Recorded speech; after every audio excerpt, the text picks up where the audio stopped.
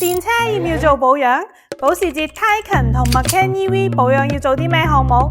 幾耐要做一次保養？睇完呢期視頻你就會知道答案。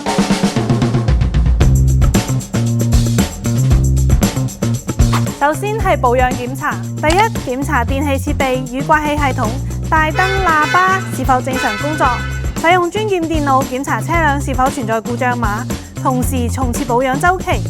檢查制動提片執行器行程同埋電池嘅健康狀況，檢查輪胎氣壓並調整至標準氣壓。第二，車輛內部檢查，包含空調濾芯，檢查安全帶功能是否正常。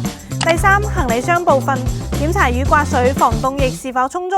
第四，車輛外部，檢查散熱器進氣口是否有異物堵塞，檢查充電器插座嘅排水口是否通暢，檢查制動盤、制動片嘅磨損情況。第五，車輛底部，檢查底板是否完整牢固，以及底盤件嘅健康狀況，檢查車底有冇液體洩漏、制動管路、軟管同防塵套是否有損壞，必要時更換空調濾芯、制動液、制動盤片。最後係試駕測試，包括遙控器、前排座椅、電動停車制動器同腳制動器、轉向系統、變速箱、停車輔助系統、巡航定速控制系統、PSM 開關、暖風、空調同儀錶，呢啲全部都要檢查功能。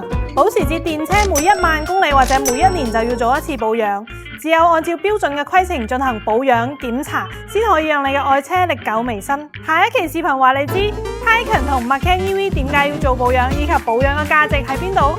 想了解更多，請持續關注我哋。